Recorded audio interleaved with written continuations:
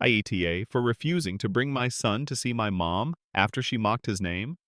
Welcome back to Reddit Stories, where we delve into the most real, emotional, and controversial stories on Reddit. Today, you're about to enter a story that has taken Reddit by storm, a seemingly small act that has created a wave of outrage and empathy across the board. A story about motherhood, self-respect, and the boundaries of family that cannot be crossed. The story is titled, AITA for refusing to bring my son to see my mom after she mocked his name. This isn't just a story about names. It's about honor, family rifts, and protecting your child, even if it means confronting the person who gave birth to you. So, is the main character, OP, really a bad guy? Or is she simply a mother doing her best to protect her little one from harm? This story comes from Reddit user YouThrowRay We'll call her OP. A young mother who was faced with a difficult decision after a loved one unexpectedly broke the minimum respectful boundary for OP's son. OP shared that after years of struggling to get pregnant, OP finally welcomed her first son, a healthy, adorable baby boy. In happiness, OP and her husband named their son Kalen, a name that held special meaning for both of them, both modern and personal. OP's mother was against it from the start. She thought the name sounded weird, neither boy nor girl, and even joked in front of the family that the baby would be bullied just because the name sounds like a villain in a sci-fi movie. OP tried to ignore it, thinking it was just a thoughtless comment made in a playful moment. But then things got more serious when, at a family gathering, OP's mother suddenly called Kalen Klingon, referring to the alien species in Star Trek, causing everyone to laugh while Kalen was confused, not understanding why everyone was laughing at his name being distorted. OP felt humiliated, hurt, and angry. It was no longer about a name, but about disrespect for OP's child and OP's role as a mother. After that day, OP decided, Mom is not allowed to see Kalen again until she seriously apologizes. Immediately after that, a wave of criticism poured towards OP from relatives. It was just a joke, you're exaggerating. Grandma has the right to see her grandchild. It's so cruel to cut her off like that. OP began to doubt herself. Was OP really overreacting? Or is this a boundary that OP is forced to set to protect her son from invisible harm? Unable to find answers from her family, OP decided to take the story to Reddit, where millions of people are willing to give a neutral perspective. When OP shared her story on the RAITA subreddit, she had no idea that the post would garner tens of thousands of interactions within 24 hours. Clearly, the name Kalen was no longer a personal issue. It touched on a larger theme: intergenerational respect and the limits of family pranks. Most of the comments suggested that OP was right to set boundaries, especially when the ridicule was directed at an innocent child. One person wrote, "A name is the first part of a person's identity. If a grandma can't respect that, then she's not ready to be a part of your life." Another said, "I was a kid who was teased by my own relatives because of my name. Trust me, it's not funny." Some commenters took a neutral stance, saying that OP's mother's actions were wrong, but that completely banning her from seeing her grandchild might be too harsh. Maybe give your mother a chance to explain, and ask her to sincerely apologize instead of imposing a severe punishment that would end their relationship. Another added, "This shouldn't be a conflict that lasts for years, but OP shouldn't give in if it hurts her child." Although they were few, there were still some comments criticizing OP, saying that OP's reaction was too harsh and emotional. It was just a joke. Is it necessary to ban her from seeing her grandchild?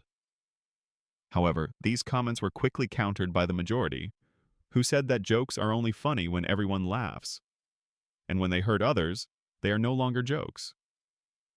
Top comment that caused a stir: "You're not the one who gets to name it, and you're not allowed to mock it." The top comment, with over 40,000 upvotes, read, A truly loving grandmother wouldn't make a public joke of her grandchild's name. You're not wrong to draw the line. Children deserve protection, even from their own grandparents. The comment not only went viral, but also sparked hundreds of other stories from people who had been called the wrong name, ridiculed, or disrespected by their loved ones. Redditors began sharing personal experiences of names twisted into negative nicknames, families who looked down on new parents' choices, traumatic experiences of relatives laughing at them. The story quickly spread to other subreddits like r parenting, r just no meal, and r entitled parents, where users discussed the rights of parents to name their children, and the boundaries needed in their relationships with grandparents. A notable subtopic also emerged. Should the relationship between children and adults be limited if the adults do not respect the parents' parenting decisions? The community has spoken out loudly. Now, OP is faced with an important choice. Should she give her mother a chance to make amends, or should she stick with her decision?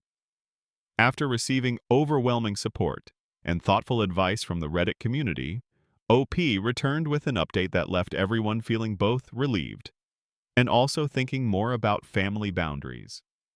OP had a frank talk with her mother.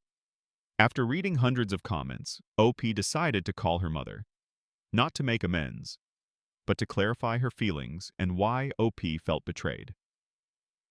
OP told her that what she did was not a harmless prank, but a denial of OP's parental rights, and most of all, a disrespect to OP's son. OP's mother's reaction wasn't what she expected. Initially, OP's mother was angry, calling OP overly sensitive, even suggesting that OP was ostracizing the family over a name. However, after a few days of silence, she sent a brief apology message. Not long, but a start. OP sets clear conditions. OP responds to the message by setting out clear conditions. If mom really wants to build a relationship with her grandchild, she must commit to respecting all of OP's parenting decisions, starting with never making fun of OP's child's name again. The two families are divided. Some relatives on OP's father's side think OP is too extreme, while her mother's side is on OP's side. OP decides to maintain boundaries, but leaves the door open for mom to change through real actions, not just polite apologies. While no one wants to have conflict with their biological mother, OP says it's important to protect her child and herself from toxic relationships. OP has no regrets. This may hurt OP's mother, but OP's son is the one who deserves to be protected the most right now. OP is now feeling more grounded, more self-aware, and most importantly, she has learned to set clear boundaries that she never dared to do with her mother before. OP's story is more than just a name being mocked. It's a generational clash, a parent's self-esteem, and deep-seated childhood trauma. OP felt insulted, disrespected, and most of all, betrayed by her own mother, the person who should have been the one to support and love her unconditionally. Meanwhile, OP's mother may have thought she was just joking, but the truth is, she didn't realize the negative impact her words would have. This is an internal battle between wanting to preserve the family relationship and having to protect her child from unnecessary hurt. Reddit here has played the role of witness, judge, and empath. Many people in the community have shared similar stories of their families not respecting their personal boundaries, which helps OP feel that she is not alone. Reddit is not just a place to judge right, wrong, but also a place to help the narrator see a different perspective and have the courage to make positive changes for themselves and their family. Character analysis. OP is a loving parent who is willing to do the difficult thing of confronting her biological mother to protect her child's self-esteem and her own. OP's mother may be someone who is used to making inappropriate jokes or has an old mindset, thinking parents are always right. However, that is what makes her blind to the limits that have been crossed. Extended family. One side supports, the other side criticizes, reflecting the common division in family internal but too personal situations. Lessons learned. No one has the right to make fun of your child, not even relatives. Setting boundaries is healthy, not ungrateful. Family should not be an excuse to ignore hurt. The community can help you see things more clearly if you know how to listen. And that is the whole emotional, painful, but also very real story from OP. We have witnessed a journey to affirm the value of being a parent, a brave voice in the face of deep wounds from the past, and the companionship of thousands of strangers, hearts that know how to listen and empathize from the Reddit community. What do you think? Did OP do the right thing by refusing to bring her child to meet her mother? Have you ever experienced the feeling of being ridiculed by your own family for the things you cherish? Don't hesitate to share your story or perspective in the comments section. And if you love Reddit stories like this, don't forget to like, share, and subscribe so you don't miss the next episodes from the Reddit Stories channel. Thank you for taking the time to listen. See you in the next video. AITA for not contributing to my girlfriend's mortgage or moving back in. Welcome back to Real Reddit Moments, where we delve into the everyday stories that have blown up the Reddit community with their humanity, controversy, and sometimes unbelievably weirdness. Today, you're about to hear a very sensitive and realistic story about love, money, financial boundaries in relationships, and the so-called fairness in love. The title of today's story is AITA for not contributing to my girlfriend's mortgage or moving back in. Now, let's explore the whole story from the narrator, a Reddit member we'll call OP. And you know what? What seems like small family matters often create an unbelievable storm on Reddit. This story comes from Reddit user Throwaway Mortgage Drama. We'll call him OP, a man in his 30s who is on the fence about love, self-esteem, and financial expectations in a serious relationship. OP and his girlfriend have been together for almost 2 years. She is an independent, career-minded woman who bought a house before they met. After a few months of dating, she asked OP to move in with her. At first, everything went well. OP shared the bills like electricity, water, internet, and contributed to cleaning and home repairs. But the one thing he didn't do was pay part of the mortgage on the house, because he felt it wasn't his property. After a few arguments about finances and ownership boundaries, OP decided to move out to avoid the stress. He continued to date his girlfriend, but the relationship began to fray as the issue of money kept coming up. OP's girlfriend felt he was taking advantage of her and lacking commitment. She felt that while they were living together, even though the house was in her name, he should contribute to the mortgage, not out of ownership, but out of love and commitment. She called OP a free renter. OP strongly objected. He felt that paying the mortgage meant he was paying into something he had no legal or ownership rights to. OP felt that was unfair, and even financially unwise. He suggested other options such as signing a lease, sharing the costs under a contract, or buying a new property together under their names. But his girlfriend refused. She felt betrayed because he was unwilling to invest in the relationship in the way she expected. Frustrated, the OP posted a question on Reddit. AITA for refusing to contribute to the mortgage on the house my girlfriend bought before and not wanting to move in with her?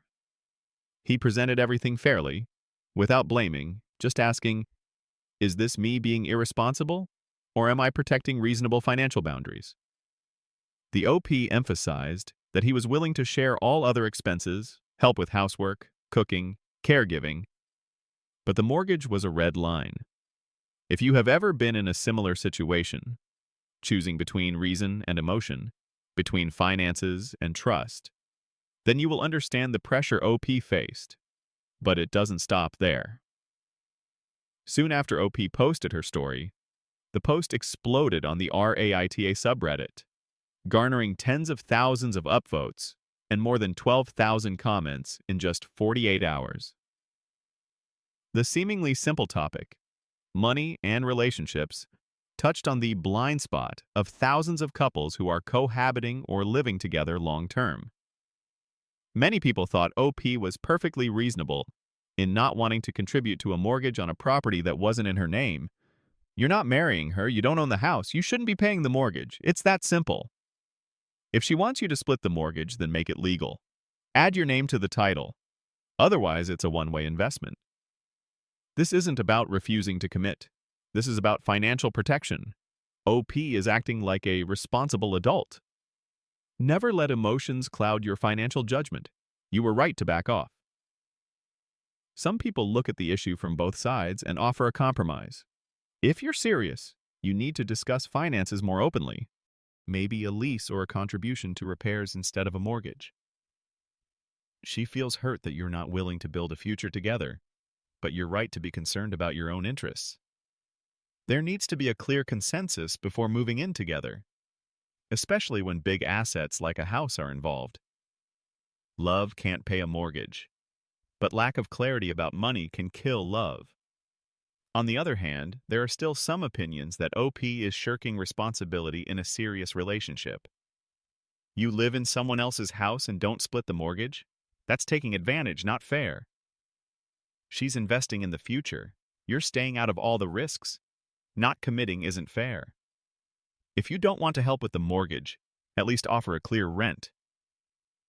You want everything: living together, amenities, affection, and you don't pay anything but the utilities? Not good.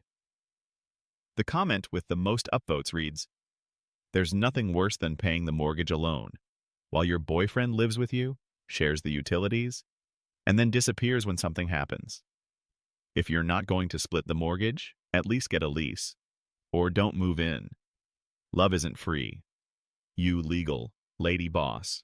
62,000 upvotes. This response led to over 3,000 sub-comments, creating a sub-discussion thread that's almost a whole topic in itself, where people share their personal experiences with cohabitation, co-ownership, leases, and breakups. The post isn't just about right and wrong. This opened up a series of topics that the Reddit community discussed in more depth. Should you split the mortgage when living together? Love and finances, should you have a clear contract? Is your partner not paying for a house? Is that a deal breaker? Would you move in with your partner if your name wasn't on the house deeds? Hundreds of people shared similar experiences, being kicked out of a house after a breakup, paying for a house but not having any legal rights, and feeling like their love was sold out due to a lack of a clear agreement.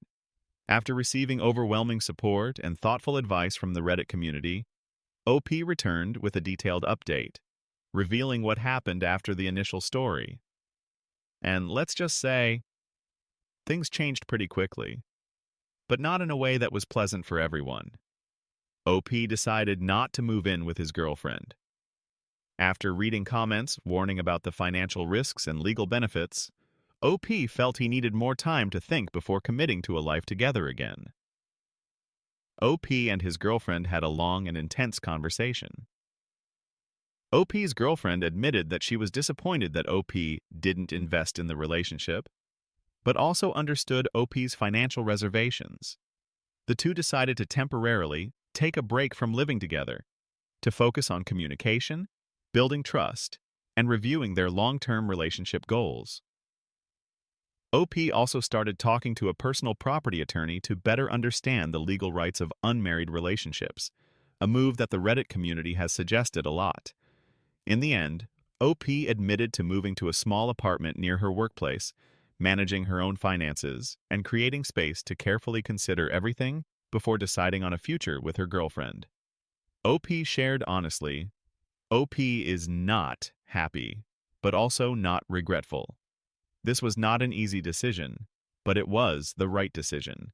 OP feels relieved that she did not let her emotions overwhelm her reason. And OP knows if the love is really strong enough, then both of them will find a way to get back to a more solid foundation. OP also thanked the Reddit community for providing a very realistic perspective, not to sugarcoat love, but to encourage maturity, transparency, and self-protection in a serious relationship. OP's story revolves around a conflict between love and finances. Two seemingly separate factors, but in real life they are always closely intertwined. OP feels guilty for not supporting his girlfriend financially, especially when they used to live together and share living expenses. But at the same time, OP also feels insecure and afraid of being taken advantage of. When his girlfriend asks to contribute money to a house that is only in her name, and there is no clear legal obligation to protect OP's rights. OP's main emotions are confusion, stress, and fear of being hurt, a common psychological state for people who have been in a serious relationship, especially when it involves property. Reddit here acts as a digital town hall, where people are not afraid to state the naked truth. They support OP standing up for her rights, emphasizing that love does not mean having to blindly invest financially. Several Redditors shared their own painful experiences where they lost money and time after misplaced their trust. The comments analyzed the laws regarding joint property and the rights of unmarried partners, which helped OP see the dark side that she had overlooked. The Reddit community is not only a place to share emotions, but also a living knowledge base, leading OP to make more careful decisions. Character analysis. OP is a rational person who does not act hastily. OP shows maturity by being willing to listen to feedback, re-examine her decisions, and understand both the legal and emotional aspects. OP's girlfriend is not portrayed as a gold digger, but it is clear that she has high financial expectations in a relationship. Although somewhat tactless, she is not necessarily a villain, but someone with a different perspective on commitment. Both of you want something from each other, but you don't agree on how to express love and responsibility. That's the root of the conflict. Lessons from the story. Love shouldn't be blind, especially when it comes to assets. Before moving in together or providing financial support, make sure everything is transparent and fair to both of you. Don't sacrifice your personal stability for emotional pressure. Online communities can be a real source of strength if you know how to filter information and stay sober. And that's the whole emotional, realistic, and equally thorny story of OP in the topic AITA for not contributing to my girlfriend's mortgage or moving back in. The question is, can the line between love and financial responsibility be clearly defined? If you were in OP's position, would you make the same decision? Share your thoughts in the comments. Real Reddit moments is where your voice is heard. If you found today's story valuable, don't forget to like, subscribe, and turn on notifications so you don't miss out on future stories from the Reddit community. See you in the next videos.